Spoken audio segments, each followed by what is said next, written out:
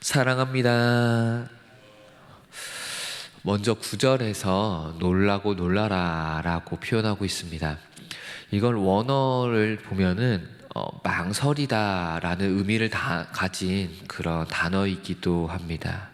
그러니까 이 표현은 너희들이 망설이다가 놀랄 것이다, 망설이다가 요동할 것이다 라는 표현입니다.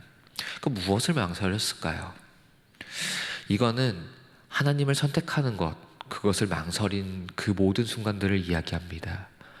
아수르 제국이 몰려올 때에 남유다 이 예루살렘이 그 몰려오는 아수르 제국의 병사들을 바라보면서 요동하기 시작합니다. 근데 이 순간에 하나님을 선택해야 됐는데 하나님이 아니라 다른 이방 민족을 선택할 것인가? 하나님이 아니라 바알과 아세라 같은 그런 이방 신들을 선택해야 될 것인가? 망설이기 시작한다는 겁니다. 그리고 그 이후에 맹인이 되고 맹인이 되라 라고 이야기를 합니다. 그러니까 이 망설이다 보니까 하나님을 바라보지 못하죠. 하나님에게 시선을 고정하는 게 아니라 땅에게 시선을 돌리기도 합니다. 그러다 보니까 점점 하나님을 바라보는 순간이, 하나님을 선택하는 순간이 사라지고, 그러다가는 결국은 그 끝은 하나님을 바라보지 못하는 맹인이 된다라는 그런 표현이 됩니다. 그 이후에 그들의 취함이 포도주로 말미암음이 아니고 그들의 비틀거림이 독주 때문이 아니다 라고 말씀하십니다. 이 표현은 28장에 나온 그 에브라임을 향한 말씀, 그것을 그대로 또 가지고 옵니다. 28장 1절부터 3절까지 쭈루룩 내려가기 시작하면은 거기에는 그 에브라임이 취해서 술 취한 그 면류관을 쓰게 될 것인데 그 면류관이 밟힐 것이다 라고 말씀이 기록되어져 있습니다. 자, 이 에브라임은 12지파 중에 한 지파입니다. 그리고 대표적으로 북이스라엘을 가리키는 그런 지파이기도 합니다. 그러니까 이 북이스라엘이 멸망당하는 상황을 보여주는 건데 그들이 취했다라고 합니다.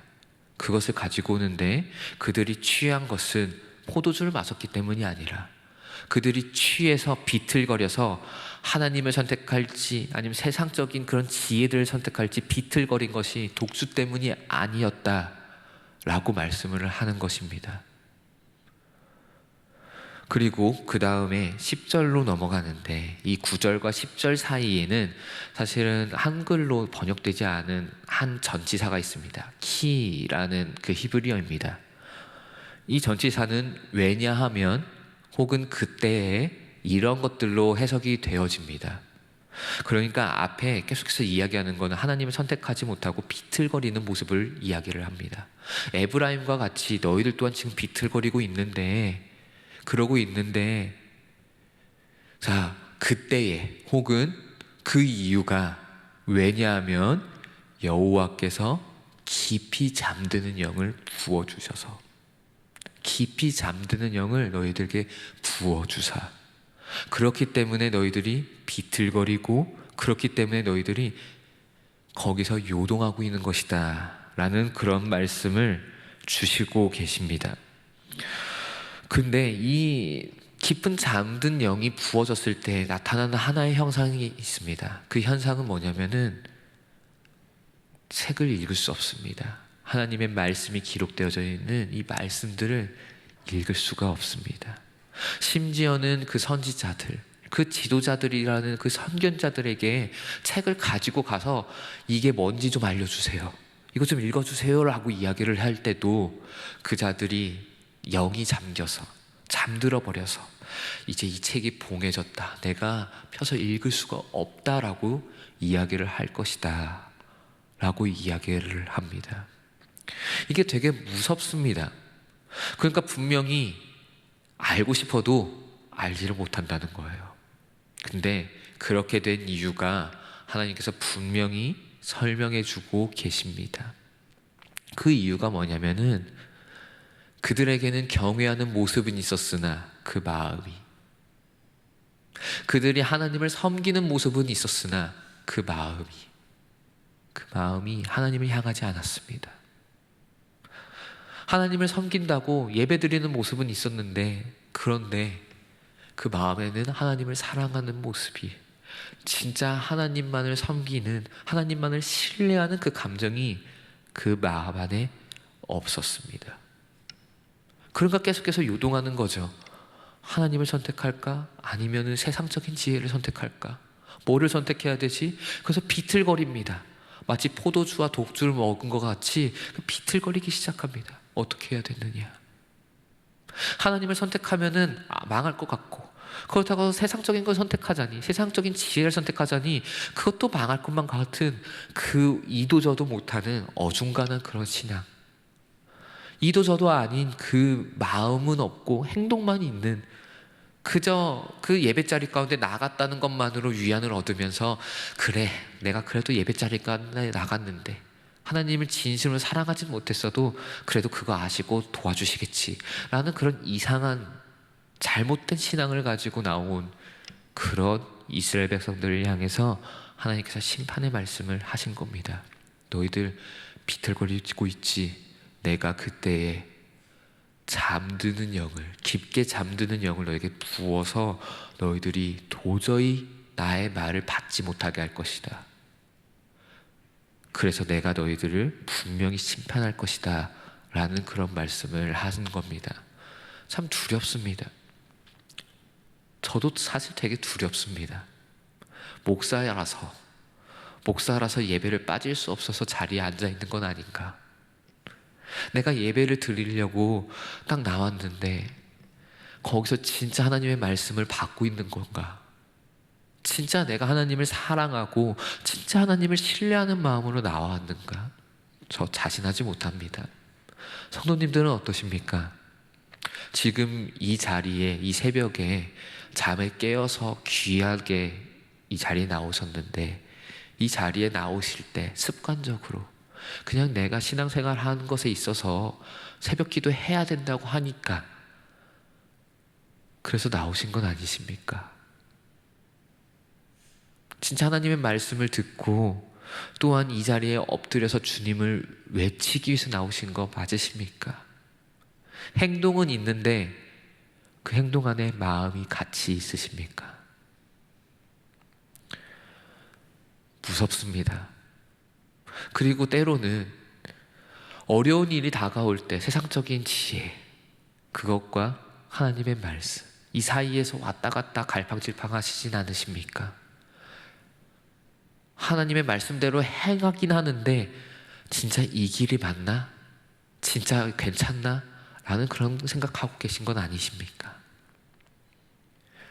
저 또한 이 말씀 앞에 되게 두렵습니다. 괜찮나? 여기에서 말씀이 끝났다면 우리들은 진짜 소망이 없을 겁니다. 진짜 소망이 없을 겁니다. 진짜 우리들은 죄인이어서 이 문제 앞에서 자유롭지 못할 겁니다. 근데 여기서 끝나지 않고 14절로 가면은 기이한 일을 행하겠다. 기이한 일을 행하겠다. 무려 3번이나 반복하십니다. 기이한이라는 표현을. 그러니까 확실하게 말씀해 주시는 거죠. 내가 기이한 일을 행할 것이다. 그날에 어떻게 되느냐?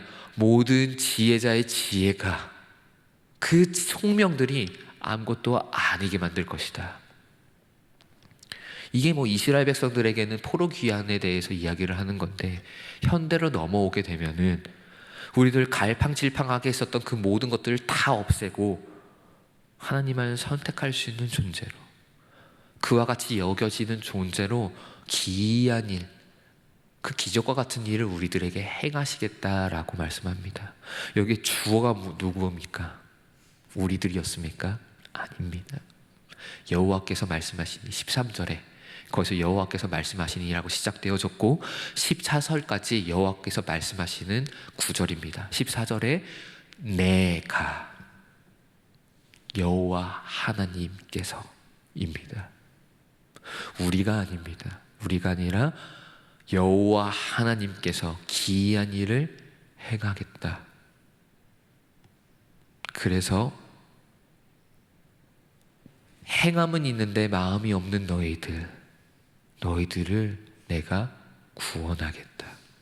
너희들의 그 연약한 마음을 구원하겠다라고 말씀해 주십니다. 이게 얼마나 감사한지 모르겠습니다.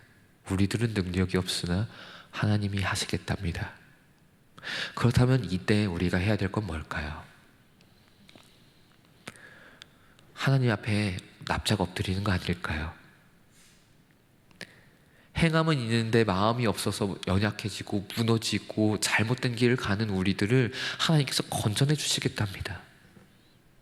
그러면은 그 하나님의 그 얼굴 앞에 나아가서 우리가 할 건 딱 하나밖에 없지 않습니까? 하나님 너무 감사합니다 하면서 납작 엎드리는 거예요. 하나님 그렇습니다. 우리가 잘못했습니다. 우리가 연약했습니다.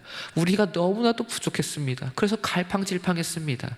하나님을 선택해야 됐는데 그러지 못했습니다. 예배자리 가운데 나와서도 그 순간에도 이것이 진짜 맞는가라는 고민을 너무나도 많이 했었던 존재들이 바로 우리들입니다. 하나님 회개합니다.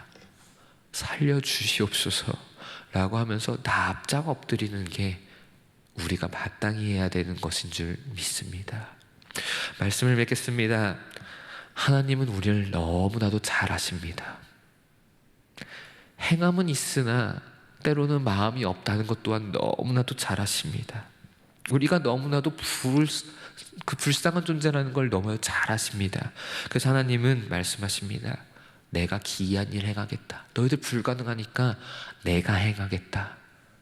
걱정 말아라 라고 말씀해 주십니다. 이런 하나님 앞에서 우리 모두가 회개하는 모습이 있었으면 좋겠습니다. 이렇게 좋은 하나님을 선택하지 않았었던 것들을, 이렇게 좋은 하나님 앞에 마음 없이 그저 나왔던 것을, 그저 가면 쓰고 그냥 자리 지키는 것에 만족했었던 우리들의 그 모든 마음들을 하나님 앞에서 회개하는 오늘 하루가 되어졌으면 너무나도 좋겠습니다.